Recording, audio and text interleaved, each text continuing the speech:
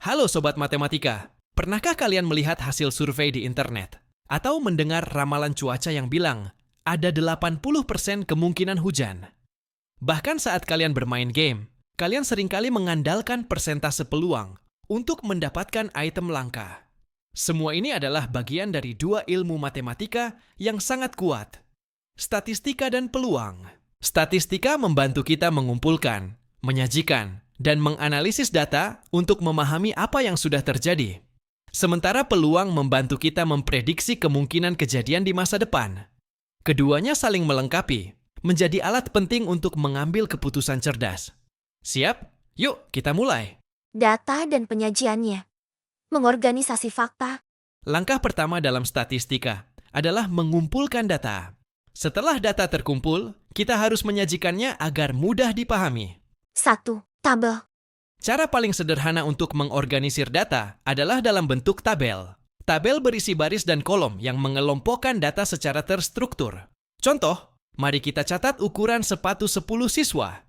Data mentahnya adalah 38, 40, 39, 40, 38, 40, 41, 39, 40, 38. Jika perlu, kita bisa membuat tabel frekuensi untuk merapikannya. 2. Diagram. Untuk visualisasi yang lebih menarik, kita menggunakan diagram. Setiap jenis diagram punya kegunaan spesifik.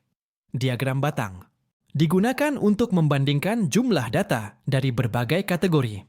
Misalnya, membandingkan jumlah siswa dengan ukuran sepatu yang berbeda.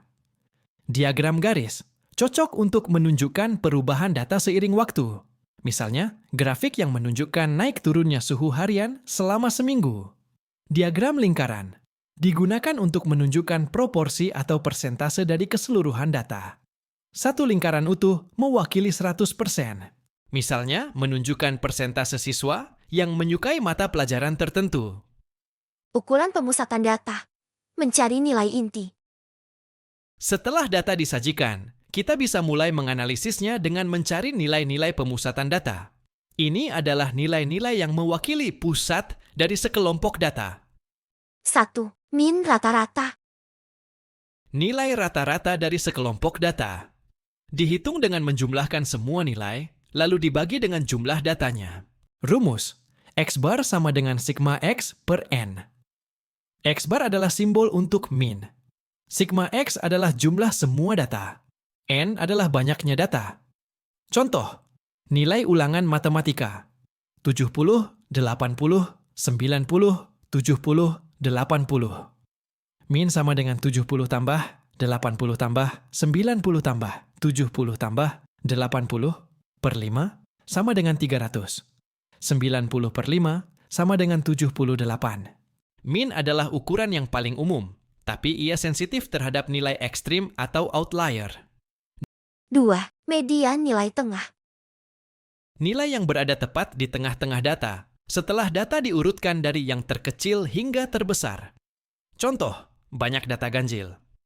Urutan nilai 70, 70, 80, 80, 90. Mediannya adalah 80. Contoh, banyak data genap. Urutan nilai 70, 75, 80, 85. Mediannya adalah rata-rata dua nilai tengah. 80 tambah 75 per 2 sama dengan 77,5. Median sangat berguna karena tidak dipengaruhi oleh nilai ekstrim. Contohnya saat menghitung rata-rata pendapatan di suatu kota. 3. Modus. Nilai yang sering muncul. Nilai atau data yang paling sering muncul.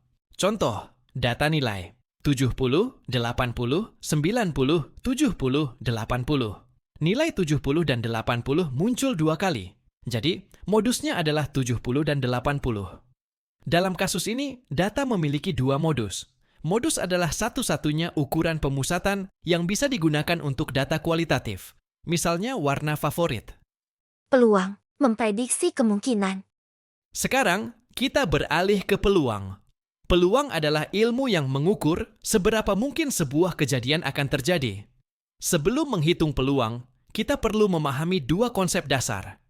Ruang sampel, S, Himpunan semua hasil yang mungkin dari suatu percobaan. Kejadian A.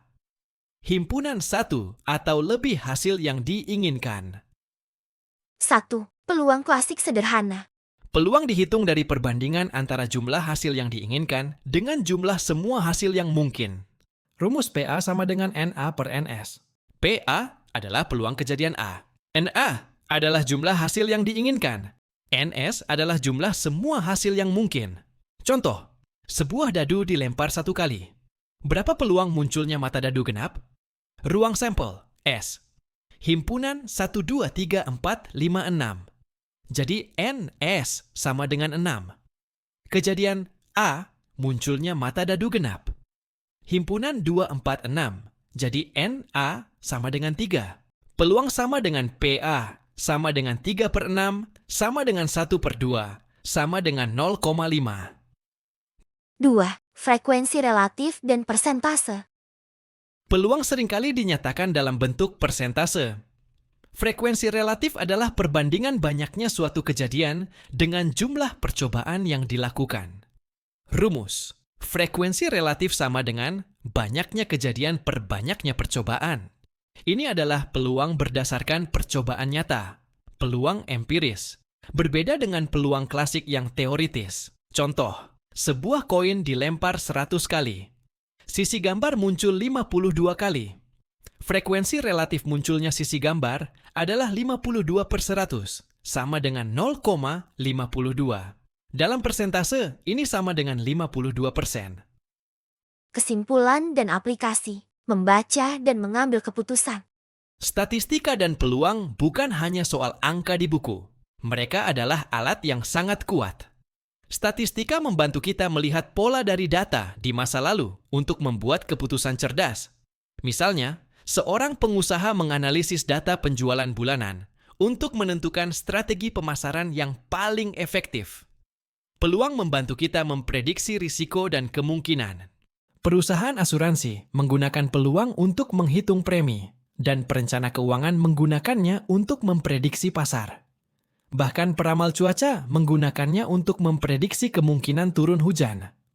Memahami kedua konsep ini membuat kita lebih jeli dalam membaca informasi, memilah berita, dan membuat keputusan yang lebih baik dalam kehidupan sehari-hari. Jadi, Sobat Matematika, dari hasil survei, grafik saham, hingga lemparan koin, statistika dan peluang ada di mana-mana.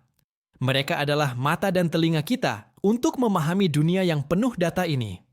Kuasai konsep ini, dan kalian akan menjadi lebih cerdas dan kritis dalam membaca dunia. Sampai di sini dulu ya, pembahasan kita kali ini. Jangan lupa like, share, dan subscribe channel ini agar kita bisa terus belajar matematika dengan cara yang seru dan inspiratif. Sampai jumpa di video selanjutnya.